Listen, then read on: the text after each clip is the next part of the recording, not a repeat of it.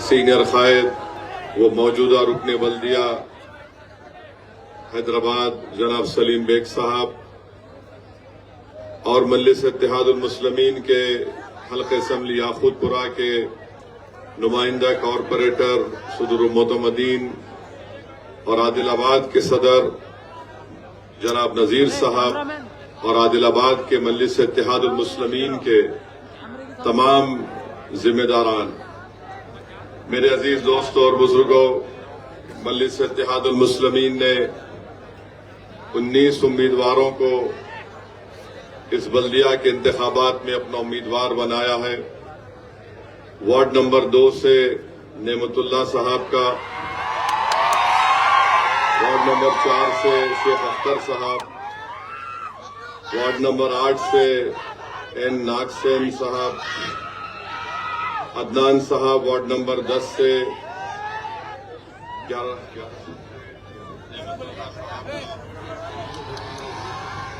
11 से मोहतरमा पी अनीता साहिबा, 15 से शेख इमरान, वार्ड नंबर 16 से अस्मा परवीन साहिबा, वार्ड नंबर 17 से किशोर साहब, वार्ड नंबर 22 से मोहतरमा समीना बेगम, वार्ड नंबर 25 से जनाब जाकिर भाई,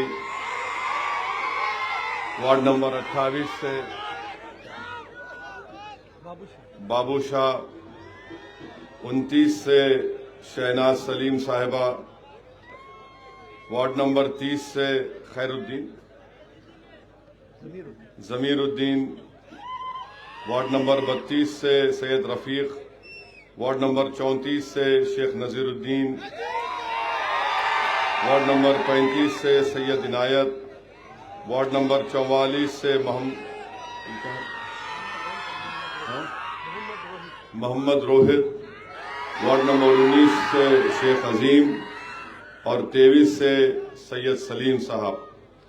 मेरी आप तमाम लोगों से यह अदबन गुजारिश है कि आप लोग अपने एक एक वोट का सही इस्तेमाल करिए। 11 तारीख के दिन और मजलिस इत्तेहादुल मुस्लिमीन के इंतखाबी निशान पर बैलेट पेपर के ऊपर आप वहां पर मोहर लगाकर अपने इत्तेहाद का और अपने सियासी शऊर का सबूत दीजिए। और याद रखिए इस बात को, ये इलेक्शन सिर्फ एक रुकने बल्दिया को मुंतखब करने का इलेक्शन नहीं है। आपको ये बताना है फिरका परस्त ताकतों को कि हम आदिलाबाद के राय दहिंदगान फिरका परस्ती को आदिलाबाद से उखाड़ कर फेंक देंगे और हम इंशाअल्लाह ताला यहाँ पर जो लोग नफरत की दीवारों में इजाफा कर रहे हैं, इंशाअल्लाह ताला हम उन दीवारों को मुनहदिम करेंगे। मेरी आप तमाम से अपील है कि जो फिरका परस्त ताकतें हैं जिसमें बीजेपी आरएसएस भी शामिल है, वो ये चाहते ये है कि आपको और हमको दूसरे दर्जे का शहरी बना दिया जाए और फिर हमको घुसपैठिया कहकर हमको बदनाम किया जाए। तो मेरी आपसे गुजारिश ये है कि आने वाली नस्लों के रोशन मुस्तकबिल के लिए आप अपने वोट का इस्तेमाल करिए। और याद रखिए, अगर कोई 11 तारीख के दिन अपने घर में बैठेगा और ये बोलेगा कि नहीं क्या होता मेरे एक वोट से, तो फिर आने वाली नस्लें ऐसे लोगों को हरगिज माफ नहीं करेंगी जिनको मौका मिला था वोट डालकर बीजेपी आरएसएस को हराने का। अगर आज आप खामोश बैठ जाएंगे तो फिर याद रखिए, आप देख रहे हैं कि मुल्क के मुख्तलिफ रियासतों में एसआईआर हो रहा है और फिर आप ये भी देखते हैं कि जहां कहीं भी किसी के चेहरे पर दाढ़ी नजर आई तो उससे पूछते हैं कि क्या तुम बांग्लादेशी हो, बताओ तुम्हारे कागज कहां हैं। तो मैं आपसे अपील कर रहा हूं, यकीनन आप मसरूफ हैं, आपको अपने रोजी रोटी का इंतजाम भी करना है, मगर मैं आपसे एक ही बात कर रहा हूं कि उस एक दिन में आप एक 2-3 घंटे निकालिए अपने वोट का इस्तेमाल करिए और एक पैगाम दीजिए कि आदिलाबाद हमारा है, आदिलाबाद के आदिल हम हैं और कोई आदिल नहीं हो सकता यहां पर। तो मेरे अजीज दोस्तों और बुजुर्गों, मेरी आपसे अदबन गुजारिश है कि अपने वोट का इस्तेमाल करिए। देखिए, जमहूरियत में अगर खामोश रहेंगे तो लोग समझेंगे कि आप बुलडोजर को कबूल कर चुके हैं। अगर आप खामोश बैठेंगे, अपने वोट का इस्तेमाल पतंग के हक में नहीं करेंगे, तो ये लोग समझेंगे कि जिस तरीके से 400 ठेला बंडी पर कारोबार करने वालों को निकाल दिया गया, वो ये बताएंगे कि इनकी खामोशी और इनका वोट को इस्तेमाल नहीं करना, वो हमारे फैसले को कबूल कर चुके हैं। तो मैं आपको बता रहा हूं कि आपको अपने वोट का इस्तेमाल करना है ताकि जालिम को मालूम हो जाए कि तुमने जुल्म किया। उन गरीबों को वहां से हटाकर अपने वोट का इस्तेमाल पतंग के निशान पर इस्तेमाल करके आप मजलूमों को पैगाम दे रहे हैं कि आदिलाबाद में बुलडोजर नहीं चलेगा, आदिलाबाद में इंसाफ और कानून की बालादस्ती से काम चलेगा। अगर आप अपना वोट नहीं इस्तेमाल करेंगे तो आने वाली नस्लें आपसे सवाल करेंगी कि आपको एक मौका मिला था जमहूरियत में कि आप बीजेपी को हरा सके, आपको एक मौका मिला था कि आप आरएसएस को एक मुंह तोड़ जवाब दे सकें जमहूरी तरीके से। तो याद रखिए, अगर हम खामोश बैठ जाएंगे तो रोज तंग किया जाएगा, रोज तंग किया जाएगा। तो आपको अपनी जमीनी सतह से अपनी लीडरशिप को आपको मजबूत करना है। मैं आपको बता रहा हूं कि चाहे चेयरमैन का इलेक्शन हो, चीफ मिनिस्टर का इलेक्शन हो या वजीर आजम का इलेक्शन हो, हमारे लिए हर इलेक्शन बड़ा होता है, कोई छोटा नहीं होता है। ये इलेक्शन भी बड़ा है और इसीलिए आपको अपने वोट का इस्तेमाल करना पड़ेगा। याद रखिए, आपकी यहां पर जमा होकर नारे लगाने से वो आपकी आवाज नहीं है। जब तुम 11 तारीख को हजारों की तादाद में निकलकर अपने पोलिंग बूथ को जाकर पतंग के निशान पर मोहर लगाओगे तो वो तुम्हारी आवाज होगी, वो तुम्हारी ललकार होगी, वो तुम्हारी ताकत होगी। जब जालिम देखेगा कि आदिलाबाद के मजलूम अवाम हजारों की तादाद में निकलकर अपने मां और बहनों के साथ पोलिंग बूथ को सुबह सुबह जाकर लाइन में खड़े होकर वोट डाल रहे, तो आप देखेंगे कि शाम होने से पहले ये तमाम के तमाम जालिम जान जाएंगे कि अब आदिलाबाद के आदिल ये लोग हैं और हम जुल्म नहीं कर सकेंगे। मैं आपको बता रहा हूं, आप मजलिस के ज्यादा से ज्यादा उम्मीदवारों को रुकने बल्दिया मुंतखब करिए। इंशाअल्लाह ताला वो जो गरीब लोगों को फुटपाथ पे कारोबार करने से रोका गया, उनको दोबारा उसी जगह पर बिठाया जाएगा इंशाअल्लाह ताला। और जो लोग जो यहां के मुकामी एमएलए साहब उनको हटाए हैं, वो गैर कानूनी है, क्योंकि भारत की पार्लियामेंट ने एक कानून पास किया था स्ट्रीट वेंडर्स एक्ट के नाम से, 2004 या 5 का, या अटल बिहारी वाजपेयी के जमाने का कानून है। उस कानून के तहत किसी भी ठेला बंडी और फुटपाथ पर कारोबार करने वालों को कानूनी हक दिया गया कि वो वहां पर बैठकर अपनी रोजी रोटी का मेहनत करके अपने घर को कुछ लेकर जाए कमाकर। तो मेरे अजीज दोस्तों और बुजुर्गों, मजलिस को आप वोट देंगे तो इंशाअल्लाह ताला मैं आदिलाबाद के हमारे कुरैशी भाइयों से कह रहा हूं, आपको बता रहा हूं, कटेगा और कटता रहेगा इंशाअल्लाह ताला।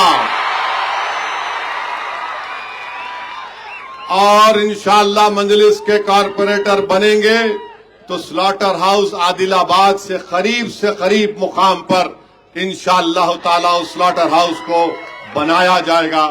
मुझे अच्छी तरह याद है कि माजिद हुसैन मेयर थे, हैदराबाद में भी यही सिलसिला शुरू हो गया था। तो मैंने क्या किया, माजिद हुसैन को बोला कि एक स्लॉटर हाउस जो अंबरपेट में पुराना हो गया उसको अस्सर नौ बनाया जाए। बल्दिया के लोग आकर बोले साहब वहां का एमएलए बीजेपी का है। मैंने कहा जमीन गवर्नमेंट की है, वहां पर बना और वहां पर स्लॉटर हाउस मॉडर्नाइज किया गया। फिर आप देख लीजिए पुराने शहर में रमा टाकिस के पास स्लॉटर हाउस को मॉडर्नाइज किया गया। तो मेरे अजीज दोस्तों और बुजुर्गों, हमारे कुरैश बरादरी का कारोबार वही है। एक नहीं 200-300 साल से वो वही काम कर रहे हैं, उनका प्रोफेशन है। तो आर्टिकल 19 के तहत उनका फंडामेंटल राइट बनता है कि वो अपने प्रोफेशन को, अपने रोजगार का जो काम करते आए उनको उसमें हिस्सा मिलना चाहिए। और ये तो एक मजाक बन गया। बीआरएस की हुकूमत, इलेक्शन आया कि हम ब्रिज डालते रेलवे लाइन के पास, उन्होंने पत्थर लगा दिए। अब इन्हों एमपी आए बीजेपी के एमएलए, हम भी एक पत्थर लगा दिए। अरे वो पत्थर नहीं है, कब्रिस्तान का पत्थर दिख रहा मेरे को, वो काम ही नहीं होता, उसपे काम ही नहीं होता। और हजरत रेलवेज इतनी काहिल है, मैं जानता हूं मेरे पार्लिमानी हलके फलकनुमा ब्रिज को बनाने का एक बोले, बनाते बनाते ऐसा आखिर में 25 मरतबा मैं रेलवे अहदेदार के पास जाकर बोला कि क्या कयामत का जब सूर फूका जाएगा जब बनेगा क्या? नहीं, will do it, you don't worry, कर देंगे। बहरहाल उनके सर पे बैठे तो जाके वो काम हुआ। तो इंशाअल्लाह ताला वो क्या है, वो अंडर ब्रिज का, क्योंकि 50% आबादी पटरी के उस पार रहती, अब उनको ही आने जाने के लिए बड़ी तकलीफ होती है। तो इंशाअल्लाह ताला मैं आपसे वादा कर रहा हूं, आप देखेंगे पार्लियामेंट में खड़े होकर मैं आदिलाबाद का अंडर ब्रिज और रेलवे ब्रिज का पार्लियामेंट उठाऊंगा इंशाअल्लाह। चाहिए रेलवे ब्रिज का, और उसका दूसरा कौन सा है, ओवर ब्रिज है ना ये, हाँ, आरओबी और अंडर ब्रिज दोनों भी इंशाअल्लाह ताला मैं इसको उठाऊंगा और पार्लियामेंट में आप सुनेंगे। और अगर मेरे से पहले बीजेपी का एमपी उठा लिया, समझना मैं बोला हूं, डर के उठा लिया। जिद भी अपनी, पढ़ भी अपनी, कोई जीतना ही नहीं हमारे खिलाफ। तुमने उठाए हम बोलेंगे, तुम उठाए तो हमारे बोलने के बाद उठाए डर के तुम। और दूसरी बात यह है कि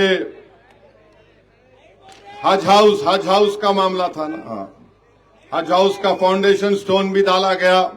उस वक्त के वजीर जनाब महमूद भाई साहब डाले, मगर बेचारे महमूद भाई घर में आके बैठ गए, वो बन रहा ही नहीं अभी भी। तो इंशाअल्लाह ताला ये आपके अहम मसाइल हैं। मेरी आप तमाम लोगों से अपील है कि रेलवे अंडर ब्रिज और रेलवे गेट का मसला इंशाअल्लाह ये मजलिस इत्तेहादुल मुस्लिमीन पुरजोर नुमाइंदगी करके इंशाअल्लाह ताला ये काम करवाएगी। और फिर हमारे जहां से हमारे नजीर साहब लड़ रहे हैं, कौन सा वार्ड है मैं, 34 वार्ड से कौन था चेयरमैन? नजीर थे, कौन थे चेयरमैन? वार्ड नंबर 34 से पहले चेयरमैन था ना, था नहीं था? उन्होंने क्या करे, कुछ करे? उन्होंने कुछ भी नहीं करे। अब फिर दूल्हे भाई की तलवार बन के आके बोले मेरे को डालो। जब तुम्हारे अब्बा थे बोल के लोग समझ के डाल दिए होंगे, अब तुम्हारे अब्बा का अब्बा यहाँ पे आके बोल रहा नजीर को कामयाब करना इंशाअल्लाह ताला। और ये हमारे इस भाई का ख्याल रखो, हमारे इस बच्चे का, जिसने कौम की आवाज को महसूस किया और बहुत बड़ी कुर्बानी दी, मैं इनका शुक्रिया अदा करता हूं। तो मेरे अजीज दोस्तों और बुजुर्गों, सिर्फ 19 वार्ड से मजलिस ने अपने उम्मीदवारों को खड़ा किया है। मैं आपसे अपील कर रहा हूं कि आदिलाबाद से फिरका परस्ती का खात्मा करिए। आदिलाबाद से ये जो टेंशन लोग पैदा करते ना हिंदू मुसलमान के बारे में, दलित और फिर दूसरे बरादरियों के बारे में, आपको वोट डालते वक्त इस बात का खास ख्याल रखिए कि आदिलाबाद के आदिल आप हैं, और कोई नहीं हो सकता इंशाअल्लाह ताला। तो फिर 11 तारीख के दिन आप तमाम लोग इंशाअल्लाह ताला पतंग के निशान पर मोहर लगाएंगे ना? आप जरा हाथ उठाकर बताइए। घर में भी हाथ उठाते ना गए बात से, या वहां जाके बीवी को देख के डर तो नहीं जाते ना? हाँ, बीवी को देख के बोलना हाथ उठाया, तुम भी हाथ उठा दो, मगर बीवी पे हाथ नहीं उठाना कभी भी। ये मर्दानगी नहीं है, याद रखो, ये कभी नहीं करना। तो बहरहाल अजीज दोस्तों और बुजुर्गों, ये मजलिस इत्तेहादुल मुस्लिमीन का एक पैगाम है जो हम आपको दे रहे हैं, और उम्मीद करते हैं कि इंशाअल्लाह ताला कि खुर्शीद नगर में भी एक शादी खाने की तामीर का काम रुका हुआ, अभी हमारे नजीर साहब बोले, तो इंशाअल्लाह उस खुर्शीद नगर में भी शादी खाने के काम को मुकम्मल करवाने के लिए हम लोग पूरी कोशिश करेंगे। मेरे अजीज दोस्तों और बुजुर्गों, मैं आपको ये बताना चाह रहा हूं कि मुझे कहते हुए कोई खुशी नहीं महसूस होती है कि जब से नरेंद्र मोदी इस मुल्क के वजीर आजम बने हैं, बजाय देश को कुछ देने के, बजाय अवाम को कुछ जनता को देने के, उन्होंने अवाम को बोलते मेरे को दो, मेरे को दो। अब हो क्या गया है कि पिछले 11 साल में अवाम को कुछ नहीं मिला। इस मुल्क को ट्रस्ट की जरूरत थी, एतमाद की। बीजेपी ने इस मुल्क को शक दे दिया। इस देश को जरूरत थी सच्चाई की, बीजेपी ने झूठ को आम कर दिया। इस देश को जरूरत थी कि हम सीना तान कर पूरी दुनिया के सुपर पावर बन जाएं। गरीबों को क्या मिला? 11 साल में गुर्बत और रुसवाई मिली। जहां पर उम्मीदें बढ़ना चाहिए था, उम्मीदों की जगह पर खौफ बढ़ चुका है। ये 11 साल का असली रिकॉर्ड है बीजेपी का, जब से इस मुल्क में कानून, जब से ये लोग इख्तिदार पर आए हैं। और हमारे देश के नेशनल सिक्योरिटी एडवाइजर ये कहती है, क्या बोला उन्होंने, कि तारीख का बदला लेने का है। नेशनल सिक्योरिटी एडवाइजर ने कहा कि तारीख का बदला लेना होगा। हम पूछना चाह रहे हैं बीजेपी से कि तारीख का बदला किससे लेंगे आप? पुष्पमित्रा संघा से लेंगे आप? वो पुष्पमित्रा संघा जो कई मंदिरों को तोड़ता था, उनसे लेंगे? किससे लेंगे आप? रावण जो जुल्म किया उसका बदला किससे लेंगे आप बताओ? पांडवों ने जो जुल्म किया, कौरवों ने जो जुल्म किया, उसका बदला किससे लेंगे आप? बताओ किससे लेंगे आप? आपने अंग्रेजों की तायीद की थी, उसका कौन जवाब देगा? और हमारे जो बुजुर्ग थे, चाहे मौलाना अबुल कलाम आजाद हो, जौहर बरादरान हो, और फिर आपके यूसुफ मेहर अली हो, गांधी हो, नेहरू हो, ये जो बड़े बड़े मुजाहिदीन थे, नेताजी सुभाष चंद्र बोस हो, हैदराबाद के मक्का मस्जिद के इमाम मौलवी अलाउद्दीन जो अंग्रेजों के खिलाफ पहला मुजरिम था काला पानी का, वो तारीख से बदला लेने के लिए इस मुल्क को अंग्रेजों से आजाद नहीं करवाया, बल्कि इस मुल्क को अंग्रेजों से आजाद करवाया। क्यों? ताकि आने वाली नस्लों का मुस्तकबिल अच्छा हो सके। मेरे अजीज दोस्तों और बुजुर्गों, बोलते हैं कि तारीख से बदला लो। कौन तारीख से बदला लेंगे? जो दिल्ली की सड़कों पर इंदिरा गांधी के कत्ल के बाद जो सिखों के खून से होली खेली गई, उसका बदला किससे लेंगे आप? आसाम में नल्ली का मैसेकर हुआ, उसका बदला किससे लेंगे आप? अरे लंबी फेहरिस्त है। और फिर हमारे मुल्क के वजीर आजम बोलते हैं, बल्कि प्रेसिडेंट्स एड्रेस में सदर जमहूरिया के खुतबे में, जिसका जवाब शायद कल वजीर आजम देंगे लोकसभा में, उन्होंने सोमनाथ की मंदिर का जिक्र किया था। मैं देश के प्रधानमंत्री से पूछना चाहता हूं, आप सोमनाथ के बारे में बोले थे ना, तो सोमनाथ के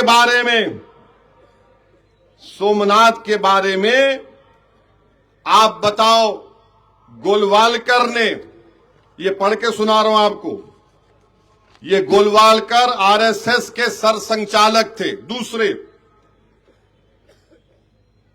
जनवरी 4, 1950 आरएसएस का एक ऑर्गेनाइजर मैगजीन अंग्रेजी का, उन्होंने इसमें लिखे, मोदी सोमनाथ की मंदिर में जो सोना लूटा गया उस पर मुसलमानों पर इल्जाम लगा रहे हैं।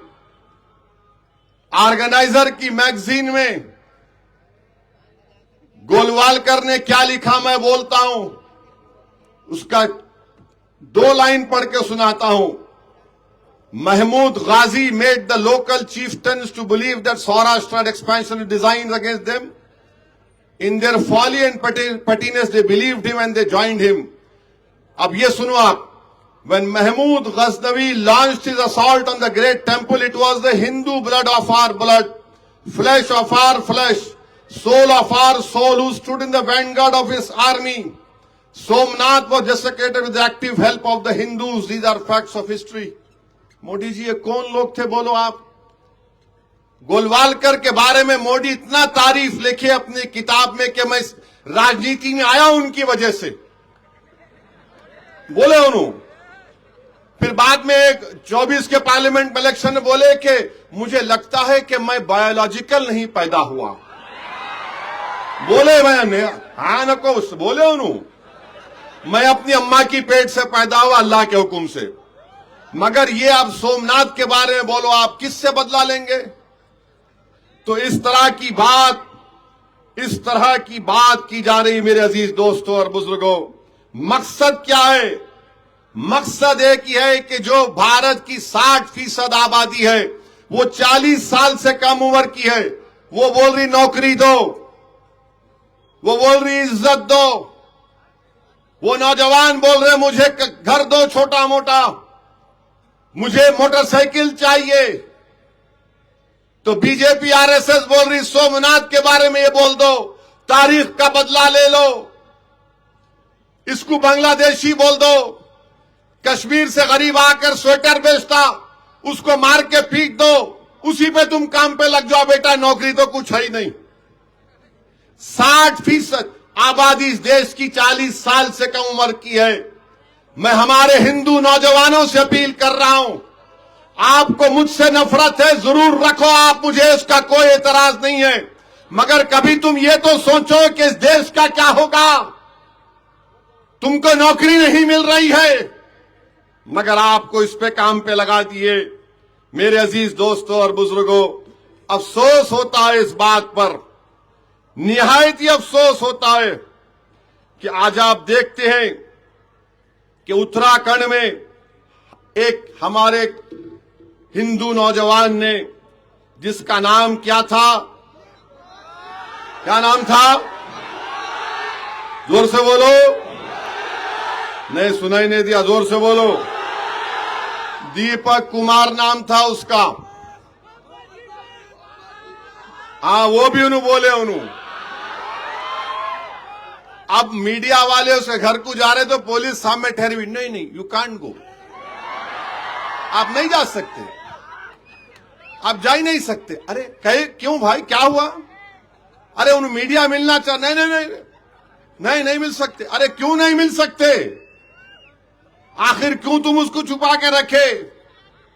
वो उसका जुर्म सिर्फ यही था कि 70 साल वकील साहब की दुकान पे जाके बाबा एड्रेस लिखा हुआ था, तो ये बजरंग दल के लोग जाके बोले नाम निकालो बाबा।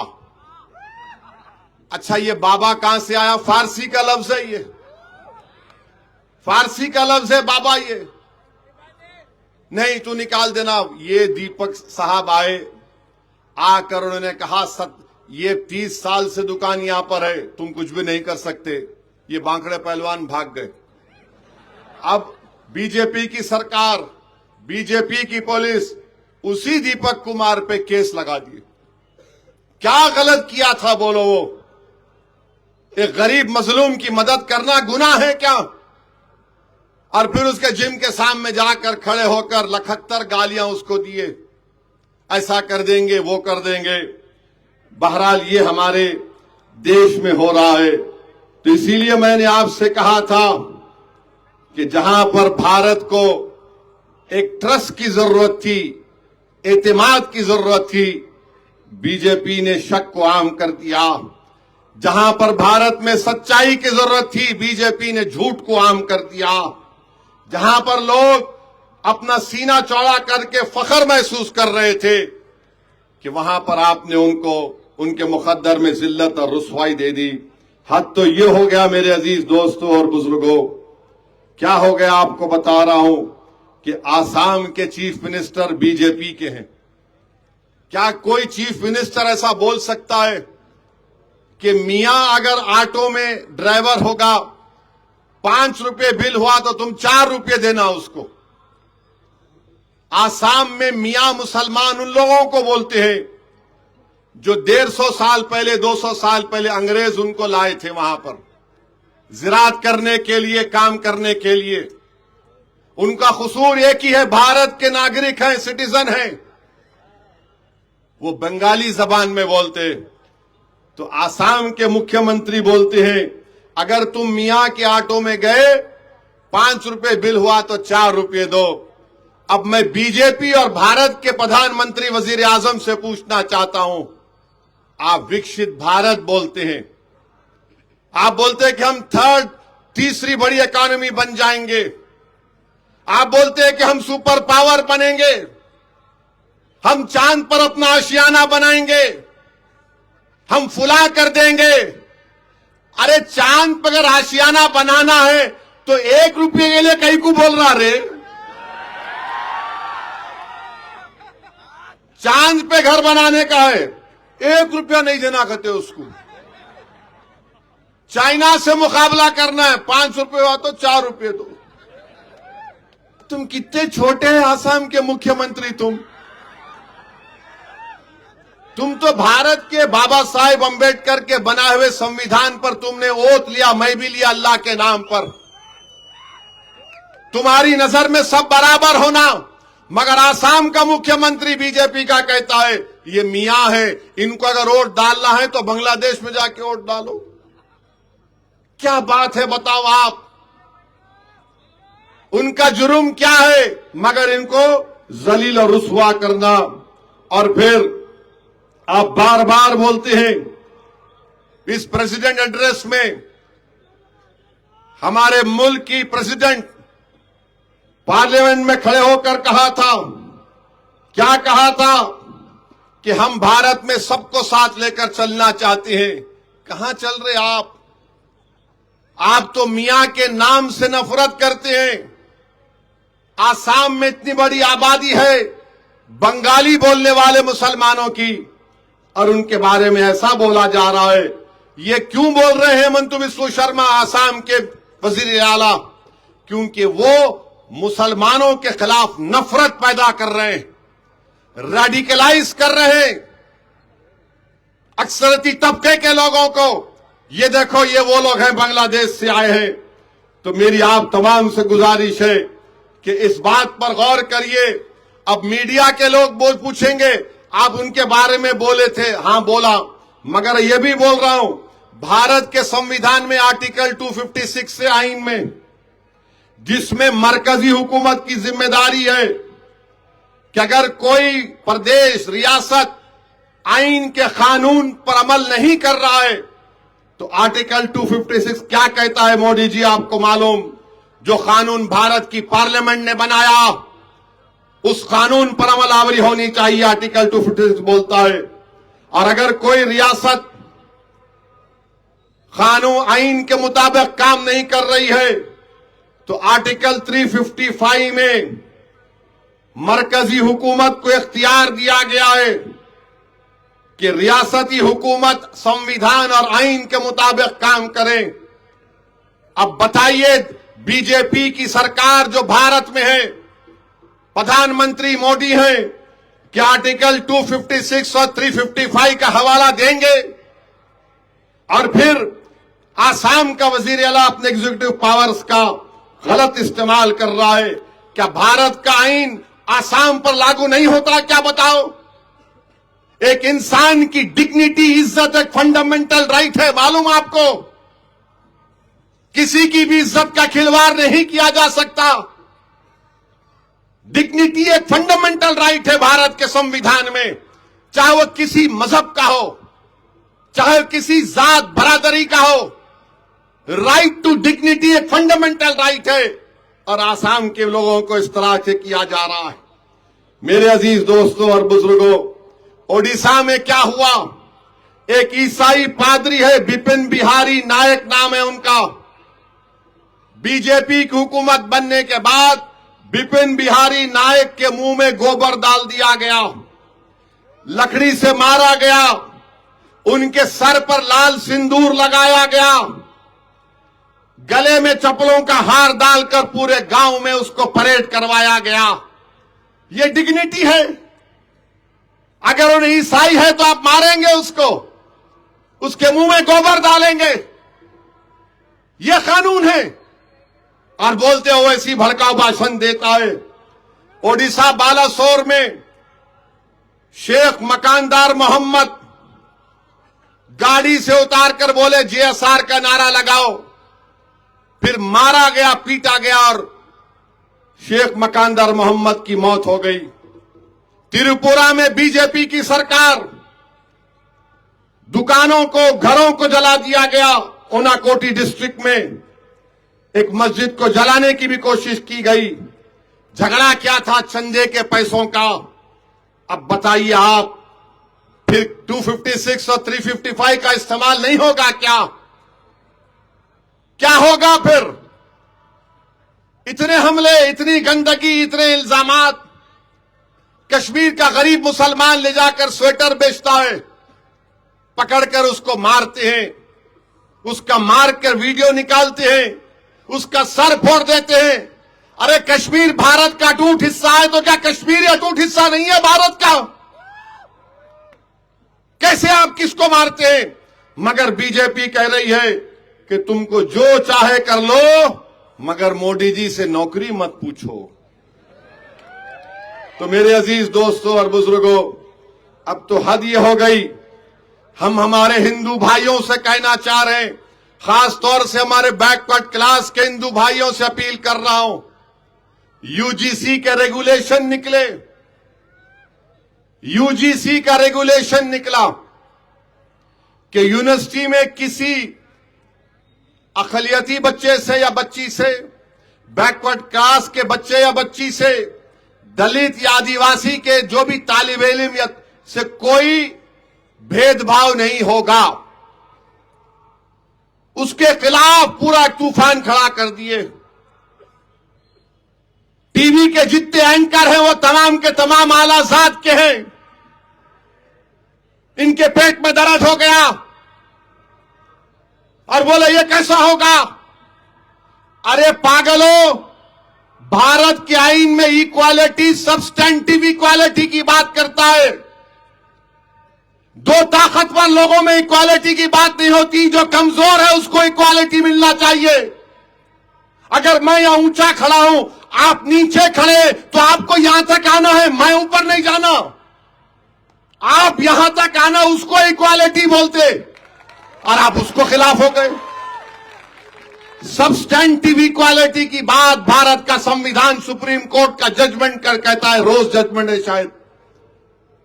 सुप्रीम कोर्ट में गए, नरेंद्र मोदी की सरकार अपने रेगुलेशन को सुप्रीम कोर्ट में बचा नहीं सकी। सुप्रीम कोर्ट ने स्टे दे दिया।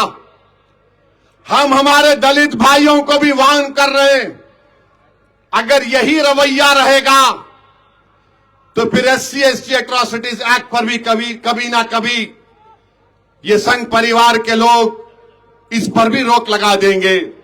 सोचो आप कि यूजीसी का रेगुलेशन है और उसके मिनिस्टर हैं एक साहब, धर्मेंद्र प्रधान उनका नाम है। उनके खिलाफ एक कट्टर बीजेपी के चाहने वाले का वीडियो देखा, बकवास गंदगी की बात कर रहा है धर्मेंद्र प्रधान साहब के बारे में। मुझे उनसे कोई हमदर्दी नहीं हो, बीजेपी के, मगर एक मंत्री है भारत का, बोल रहा कि चप्पल लेके मारो उनको। नहीं मेरे भाई, ये हम में अब उदय बर्ताव गलत है। आप देखिए, कोई नहीं बोलता बीजेपी वाले, और बोलते हम, अच्छा मोदी क्या बोलते हैं पार्लियामेंट में खड़े होकर, मैं खुद पार्लियामेंट में 11 साल में मोदी मेरे ख्याल से 4 मरतबा बोले पार्लियामेंट में, ऐसा मारते सीने को। सबसे बड़ा बैकवर्ड क्लास का नेता मैं हूं, फिर ये सुप्रीम कोर्ट में रोकेगा ही क्यों नहीं आप? ऐसा मारो, खाली सीने पे मारे तो हो जाता। अरे दिल में दर्द होना गरीबों के वास्ते। आपने रेगुलेशन बनाया मगर सुप्रीम कोर्ट में टाइम टाइम हो गया। अच्छा फिर आप देख लो, यही रेगुलेशन क्यों बनाया गया था? रोहित वेमुला यूनिवर्सिटी ऑफ हैदराबाद का बच्चा, उसकी मौत हो गई, और एक मुस्लिम बच्ची डॉक्टर थी, आदिवासी थी, पायल टाडी, उसको उसके मेडिकल कॉलेज में रैगिंग की गई तो बच्ची की मौत हो गई। उनके लिए कानून बनाया गया था ये, मगर आज आप सुप्रीम कोर्ट में उस कानून को, अपने ही रेगुलेशन को वो नहीं कर सके। और बीजेपी वाले बोलते हम विश्व गुरु हैं। अच्छा ये तो बताओ, ट्रंप ने बोल दिया आपको तुम रशिया से तेल नहीं खरीदना, मोदी जी बोले कब बंद करूं? ट्रंप बोला you must not buy, Modi ji बोले यस एग्रीड, वो बंद कर दिए। क्यों? ट्रंप बोले ये नेशनलिज्म है आपका। एक गोरा चमड़ी का कोई शख्स बोलेगा हम सुनेंगे उसको? देश के लिए जो होगा वो अच्छा हम करेंगे। अमेरिका का सदर है, भारत का नहीं है तू अमेरिका के लिए क्या करता कर ले, मगर हमारा देश हमारा रहेगा। तू वहां बैठ के हमको बोल रहा किससे तेल खरीदना नहीं खरीदना। और आप देखो देशभक्ति की बात, राष्ट्रवाद राष्ट्रवाद, अरे कैसा राष्ट्रवाद है ये तुम्हारा? एक गोरा चमड़ी का बोल रहा है तेल नहीं खरीदना और आप बंद कर दिए। मगर आप देखो क्यों बंद करो बोला? क्योंकि रशिया यूक्रेन पे हमला कर रहा और यूक्रेन के लोग मर रहे हैं, रशिया के भी मर रहे हैं, मगर अमेरिका का सदर को तकलीफ हो रही है, यूक्रेन नहीं मरना। मगर अफसोस इस बात का होता है कि इजराइल की फौज ने गाजा में अब इकरार कर लिया कि 70,000 फलस्तीनियों की मौत हुई है। 70,000। उनकी जिंदगी की कोई अहमियत नहीं है ट्रंप के पास। हमको बोल दिए तेल मत लो रशिया से, हम मोदी जी बोले ओके। मगर यही भारत से हमारे ड्रोन बनकर इजराइल को जा रहे हैं। ट्रंप ये नहीं बोलता ये बंद करो, समझे आप? तेल नहीं लेना रशिया से क्योंकि यूक्रेन के लोग मर रहे हैं। Benjamin Netanyahu international criminal court का वारंट है उसके खिलाफ, वो इंग्लैंड को नहीं जा सकता, स्विट्जरलैंड को नहीं जा सकता, वहां गया तो पकड़ लेते उसको। हम देश के वजीर आजम से पूछ रहे हैं कि बताया गया कि आप इजराइल को जाने वाले हैं। मोदी जी आप बेंजामिन नेतन्याहू को बोलकर सिर्फ गाजा में 15 मिनट के लिए जाइए, 15 मिनट के लिए गाजा में जाकर देख लो आप कि उस गाजा में जहां पर लोग 30 लाख के करीब लोग रहते थे, वो खंडेर बन चुका है। बेंजामिन नेतन्याहू ने बमबारी कर करके गाजा को बर्बाद कर दिया। हम उम्मीद करते हैं कि देश के प्रधानमंत्री जब जाएंगे, उनको हम याद दिला रहे हैं कि बेंजामिन नेतन्याहू के खिलाफ इंटरनेशनल क्रिमिनल कोर्ट का वारंट है। इंटरनेशनल कोर्ट ऑफ जस्टिस में उसके खिलाफ केस चल रहा है। और अगर कल कोई आरएसएस और बीजेपी का एक शख्स उठ के बोलेगा ओवैसी तेरे को बेंजामिन नेतन्याहू के बारे में तुम क्यों बोले, मैं जानता हूं वो आपके भाईजान है, मेरे नहीं है। और इंटरनेशनल कोर्ट ही था। सुनो आरएसएस बीजेपी वालों, इसी इंटरनेशनल कोर्ट को हम गए थे। क्यों गया था भारत? क्योंकि हमारा एक बहादुर भारत का नागरिक जिसका नाम कुलभूषण जाधव है, पाकिस्तान की जेल में सड़ रहा है। बीजेपी वालों तुम भूल गए, मगर ओवैसी नहीं भूला है कुलभूषण को। कुलभूषण हमको याद है। और उसी कुलभूषण को पाकिस्तान की वो जोकर अदालत ने फांसी की सजा दी थी। तो भारत गया था इंटरनेशनल क्रिमिनल कोर्ट को, जाकर उसके सजा का स्टे दिलाया था। वही कोर्ट बेंजामिन नेतन्याहू के खिलाफ वारंट जारी किया। जेनोसाइड, नस्लकशी हुआ। मेरे अजीज दोस्तों और बुजुर्गों, बताइए आप, ये राष्ट्रवाद है? हम तेल नहीं लेना, अरे लात मारना था, जिससे चाहे हम तेल लेंगे। तुम कौन होते हमारे को नहीं? तुम जाके वेनेजुला का लो। हमको बोल रहे वेनेजुला का तेल बड़ा गाढ़ा होता है। नहीं है, वो हर तेल होता है। रशिया का तेल उसमें ज्यादा आसानी से बनता है। अब वेनेजुला का तेल हम लिए तो उसको केरला में जो हिंदुस्तान पेट्रोलियम की जो फैक्ट्री, वहां पर जाकर उसको सही करना पड़ता। आखिर क्या है ये फॉरेन पॉलिसी आपकी? क्या फॉरेन पॉलिसी आपकी, बताओ। और फिर ये गाजा में पीस बोर्ड, अरे कहीं का पीस बोर्ड? वो पीस बोर्ड में हम कैसे जा सकते जिसमें एक फलस्तीनी नहीं है? एक फलस्तीनी नहीं है। और फिर बीजेपी वाले राष्ट्रवाद की बात करते हैं।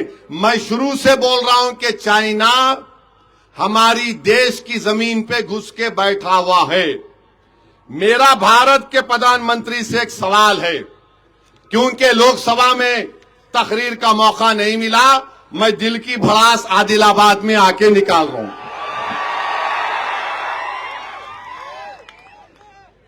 अप्रैल 2020 में भारत सरकार ने चाइना को बफर जोन बनाने क्यों दिया? क्यों बफर जोन बनाने दिया? और फिर जो चाइना का परसेप्शन है एलएसी का, मोदी जी की सरकार ने उसको रेफरेंस पॉइंट बना दिया बफर जोन का। तीसरा, एक बहुत बड़ी मैगजीन है इकोनॉमिस्ट, उसका रिपोर्टर दिसंबर 2025 में उसको हमारी यूनियन गवर्नमेंट ने लद्दाख को लेकर गए। उन्हें वहां जाकर देखकर क्या बोला मालूम आपको? उन्हें जाकर बोला कि चाइना वहां पर इतना इंफ्रास्ट्रक्चर बना दिया भारत से 4 गुना ज्यादा। जिसको आप लेके गए उन्हें लिख रहा, मेरे को नहीं लेके गए। अगर मेरे को लिख जाते बोलते नहीं नहीं तो मियां है मियां भाई है, क्या करते। और फिर हम उनसे पूछना चाह रहे हैं कि आप चाइना से क्यों डरते? क्यों डरते चाइना से?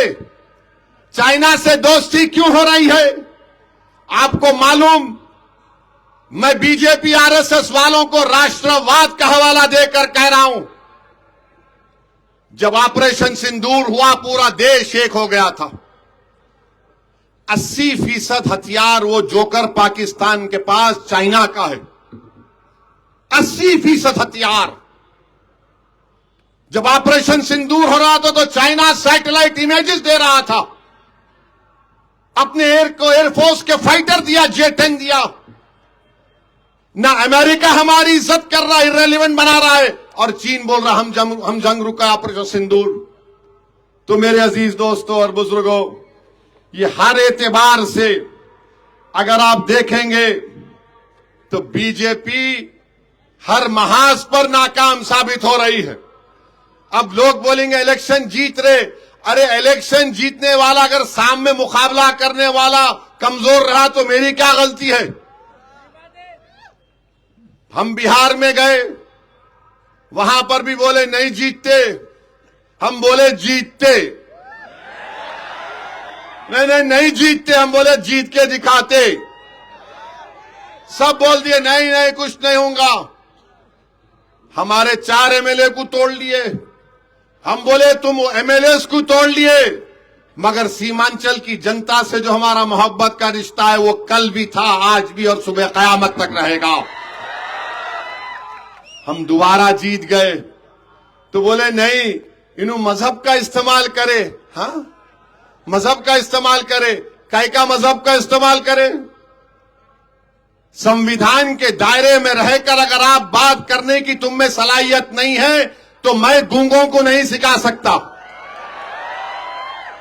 हम जीत गए, पूरा आसमान सर पर उठा लो, जीत गए जीत गए जीत गए। ऐसा दिख रहा था कि इनके घर से जहेज उठा के भाग गए हम।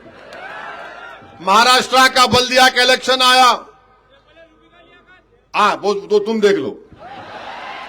महाराष्ट्र का इलेक्शन आया, वो औरंगाबाद में इम्तियाज जलील के खिलाफ टिकट नहीं दे तो रोते ना लोग। जाहिर है, फितरी चीज है। और हो गया हो गया हो गया हो गया। कोई बोला ओवैसी का जनाजा निकल गया। अरे मेरा बाबू, मैं मरने को तैयार हूं तो तैयार है क्या बोल? इलेक्शन हुआ, औरंगाबाद में 33 कॉर्पोरेटर मजलिस के जीते। 33 कितने जीते?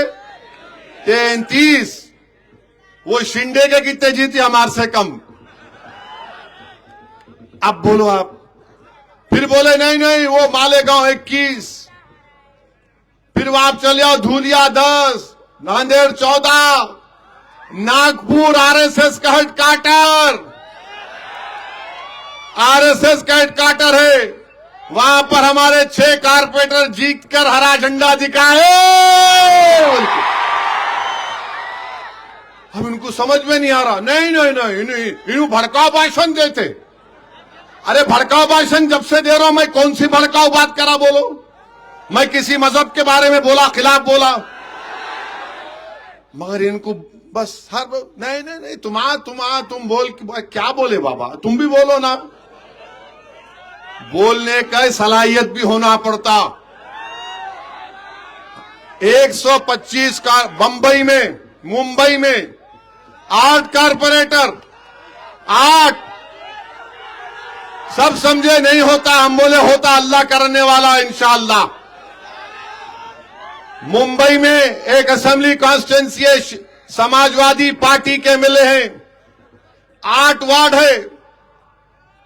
बिहार में अखिलेश यादव अपने पूरे एमपीओं को भिजा दिए बिहार को, खाली जाके कुछ नहीं करना, सुबह शाम खाली ओवैसी ओवैसी, मंजलिस मंजलिस मंजलिस मंजलिस पूरा कर लिए। जो बोलते बोलते अने कोई चीज बाकी नहीं रखे, सब बोल दिए। वहां हार गए। हम बोले ठीक है प्यारे, अब सांप की दुम पे पैर नहीं रखूंगा, सर पे रखूंगा मैं। अब वहां गए, अल्हम्दुलिल्लाह बलाला साहब इंचार्ज थे। अतीक हमारा बच्चा कैंडिडेट था। असेंबली इलेक्शन हुए, सिर्फ 11-12 हजार वोट से कम लाया था, सेकंड आया। अब 8 में से 6 कॉर्पोरेटर मजलिस के जीते। 8 में 6, उसमें एक दलित है उबाले साहब।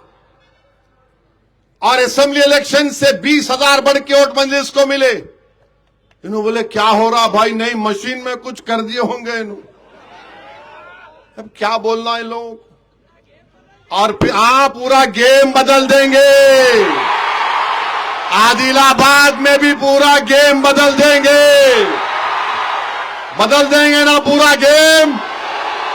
पूरा गेम बदलेंगे ना? बस बस बस बस काफी है। तो मेरे भाई, कितना हो गया? 3 मिनट।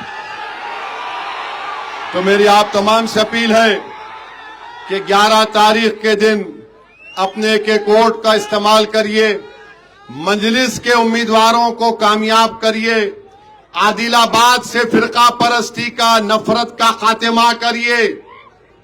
जहर को खत्म करिए, नफरतों को खत्म करिए, दिलों को मिलाने का काम पतंग के निशान पर मोहर लगा कर करिए।